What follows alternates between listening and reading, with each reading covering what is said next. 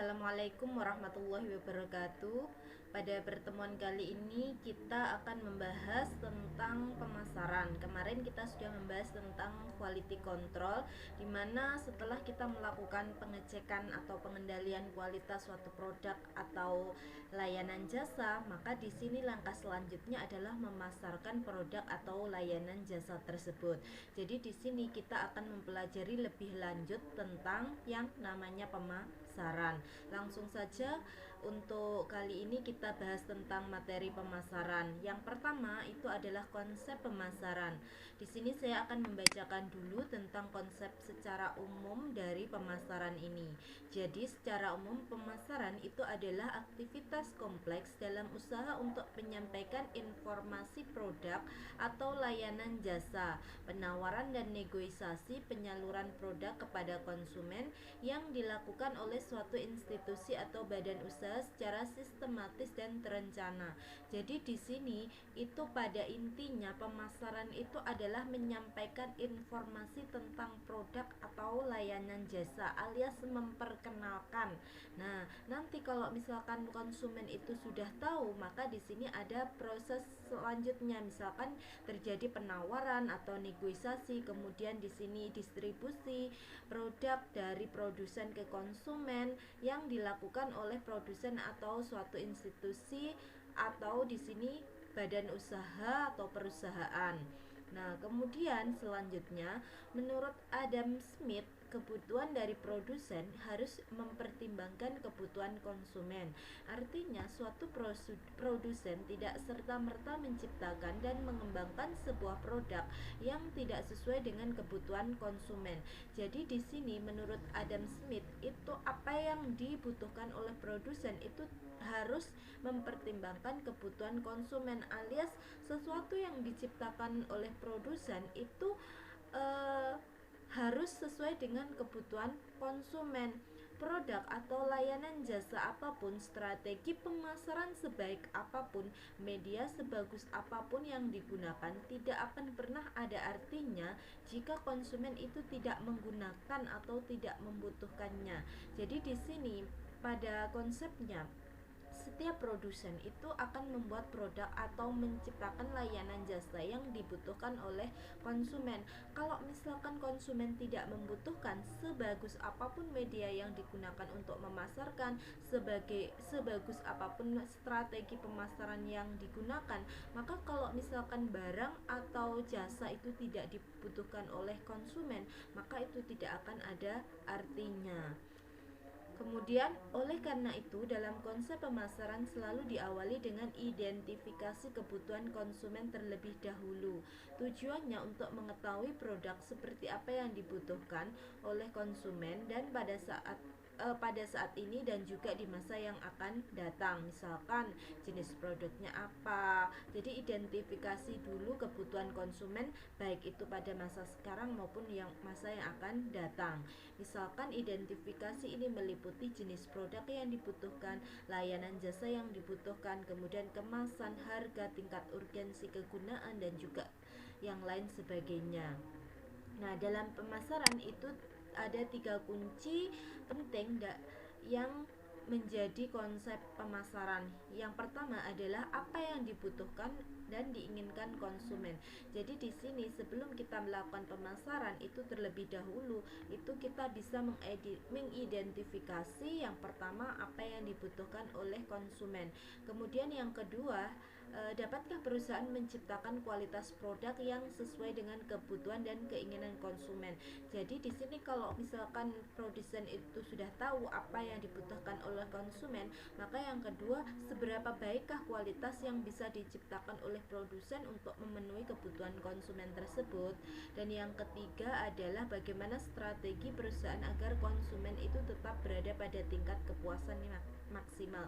Jadi kalau misalkan sudah bisa menciptakan produk atau layanan jasa yang bagus yang sesuai dengan kebutuhan konsumen, maka di sini apa strategi yang bisa digunakan untuk membuat konsumen itu tetap puas atau tetap bisa, istilahnya dia akan selalu menganggap perusahaan produsen itu yang terbaik, atau produk yang dihasilkan produsen A misalkan itu yang terbaik, sehingga dia tidak akan pindah ke produsen yang lain. Nah, jadi itu akan membutuhkan strategi pemasaran yang bagus. Kemudian di sini kita masuk ke tujuan pemasaran. Untuk tujuan pemasaran itu ada beberapa. Yang pertama yaitu promosi produk atau layanan jasa. Tujuan yang pertama dalam pemasaran adalah memperkenalkan atau promosi produk yang telah diproduksi kepada para calon konsumen secara umum. Promosi sendiri dapat kita artikan sebagai mengiklankan suatu produk atau merek atau suatu produk atau layanan jasa. Dalam melaksanakan aktivitas promosi, banyak media yang dapat digunakan dan dapat disesuaikan dengan kebutuhan serta modal yang dimiliki.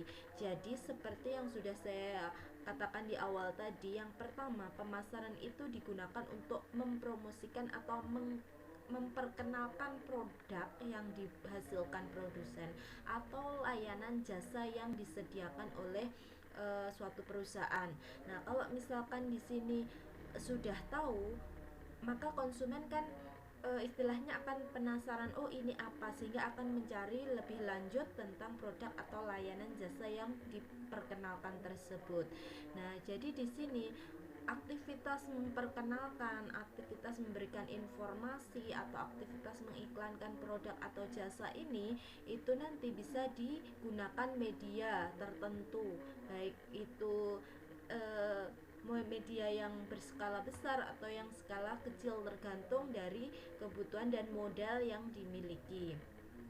Kemudian upaya untuk memberitahukan atau menawarkan produk atau jasa bertujuan menarik calon konsumen kepada produk kita. Jadi konsumen kita beritahu dulu, kemudian nanti kalau misalkan konsumen tertarik, maka konsumen itu akan mencari informasi lebih lanjut, sehingga kita akan lebih mudah dalam memperkenalkan produk kita atau layanan jasa kita. Setelah konsumen dapat mengenal produk yang telah dihasilkan oleh pengusaha atau produsen, barulah perubahan perilaku konsumen diharapkan mampu dipengaruhi oleh iklan yang sudah dibuat, sehingga konsumen mau dan berkeinginan untuk mengkonsumsi atau menggunakan produk yang kita jual tersebut. Jadi di sini kalau konsumen itu sudah tertarik, maka di sini diharapkan konsumen itu akan mau dan bisa menggunakan produk atau layanan jasa yang telah dihasilkan oleh produsen. Kemudian yang tujuan kedua yaitu realisasi target penjualan produk atau layanan jasa. Suatu perusahaan, baik itu secara skala kecil maupun besar, tentu memiliki target yang harus dipenuhi dalam satu satuan waktu atau dalam suatu periode. Target tersebut dapat berupa target harian, bulanan, atau bahkan tahunan.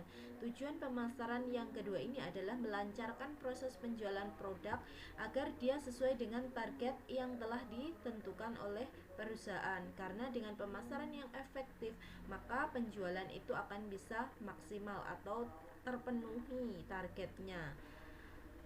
Dalam sebuah pemasaran terdapat divisi khusus yang bertugas memasarkan produk. Divisi tersebut memiliki kemampuan lebih dalam mempromosikan produk dengan komunikasi yang baik, display yang menarik, strategi penawaran, harga yang mahir, bonus dan sebagainya, sehingga target yang ditetapkan oleh perusahaan dapat tercapai dengan baik. Jadi di sini biasanya kalau misalkan suatu perusahaan yang sudah skalanya besar, maka ada divisi khusus atau tim khusus yang bertugas memasarkan produk atau memperkenalkan produk. Nah, di sini terdiri dari mungkin beberapa orang yang memiliki kemampuan komunikasi yang bagus. Nah, jadi dia memiliki ide-ide yang cemerlang. Kemudian mungkin di sini bagaimana cara untuk mempromosikan produk lewat media A, B, C, D, itu tim ini sangat sangat dibutuhkan untuk mempunyai ide-ide cemerlang seperti itu, sehingga apa yang dihasilkan oleh produsen itu bisa diiklankan atau dipromosikan dengan sebaik dan semenarik mungkin, sehingga nanti konsumen itu akan tertarik pada produk dan juga layanan jasa yang ditawarkan. Jadi di sini kalau misalkan produsen atau perusahaan itu masih skala kecil atau pemula, mungkin owner sendiri yang bertugas atau merangkap sebagai apa ya istilahnya, yang mempromosikan produk. Nah seperti itu.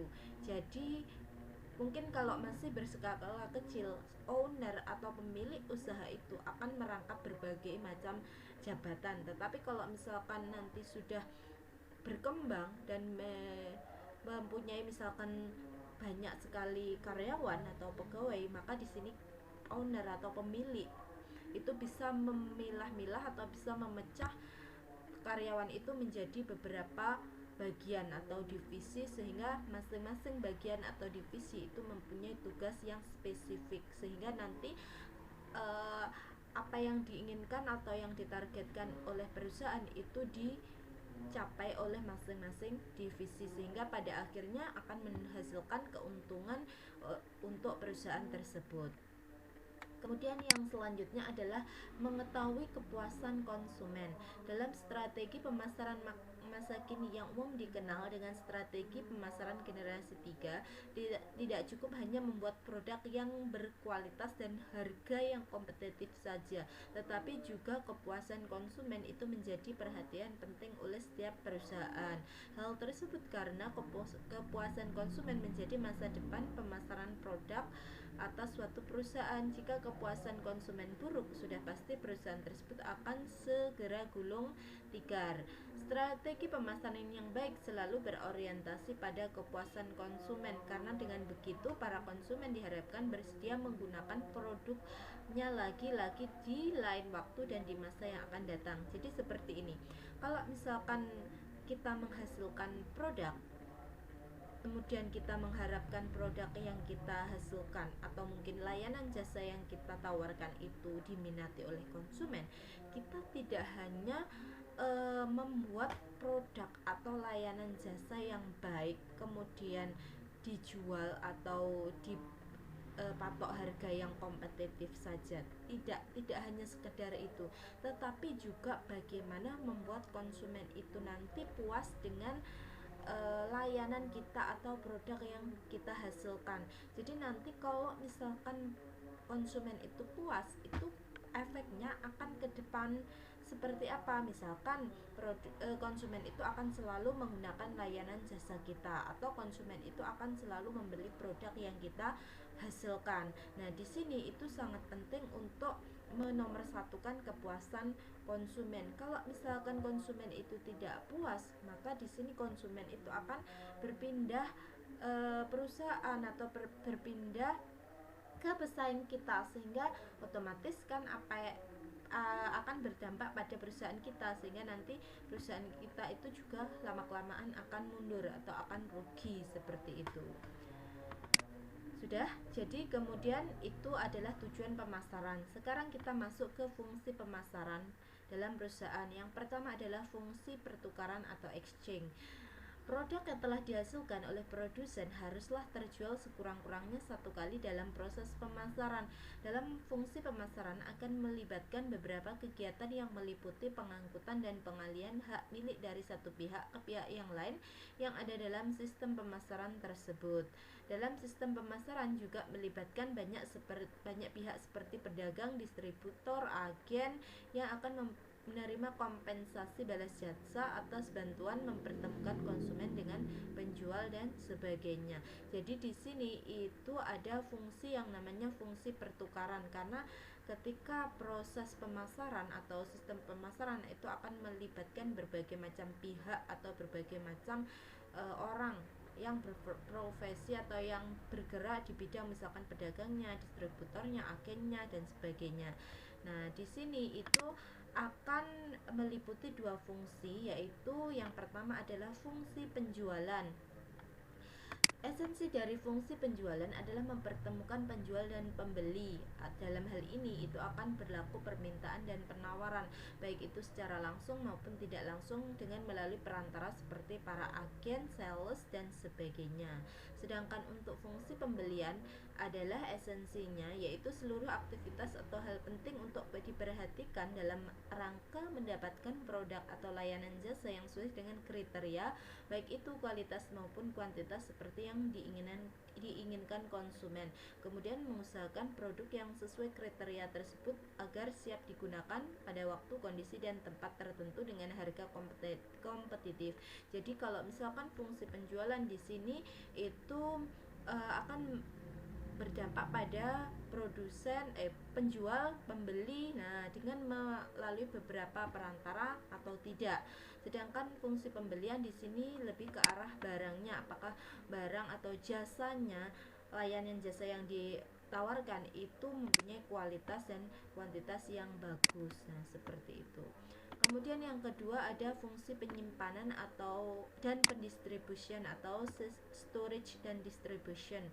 Penyimpanan dan pendistribusian merupakan fungsi pemasaran yang kedua, di mana produk-produk yang telah dihasilkan oleh produsen perlu untuk disimpan dalam waktu tertentu dan kemudian didistribusikan kepada para agen atau bahkan langsung kepada para konsumen, sehingga waktu dan tempat merupakan hal penting untuk lebih diperhatikan. Fungsi yang kedua ini meliputi satu pemrosesan. Dalam hal ini itu meliputi proses pengolahan dan pengemasan untuk siap dijual kepada konsumen. Kemudian yang selanjutnya adalah penyimpanan atau penggudangan.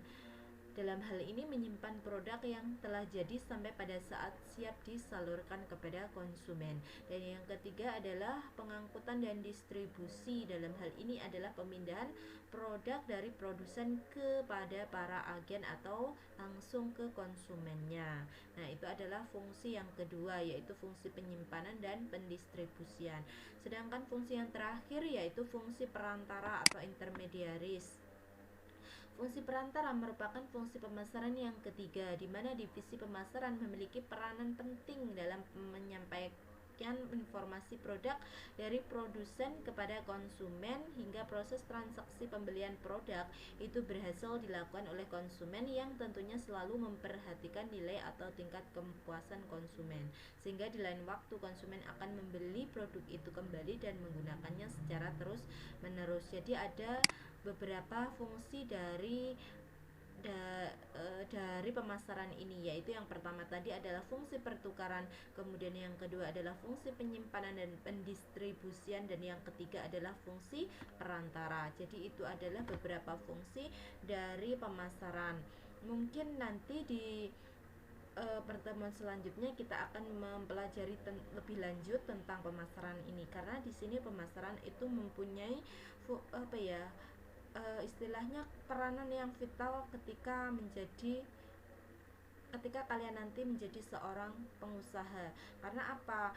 Sebagus apapun produk yang kalian hasilkan, kalau tidak dipasarkan dengan baik, maka di sini itu tidak akan ada artinya, atau kurang bisa menjangkau atau kurang bisa menarik perhatian konsumen, seperti itu. Jadi mungkin nanti beberapa pertemuan itu akan banyak mempelajari tentang pemasaran ini.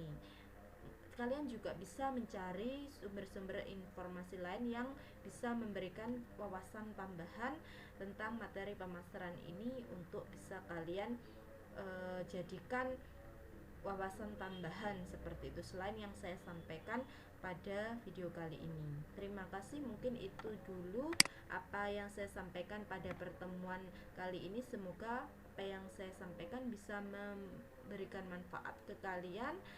Terima kasih, saya akhiri sampai di sini dulu. Wassalamualaikum warahmatullahi wabarakatuh.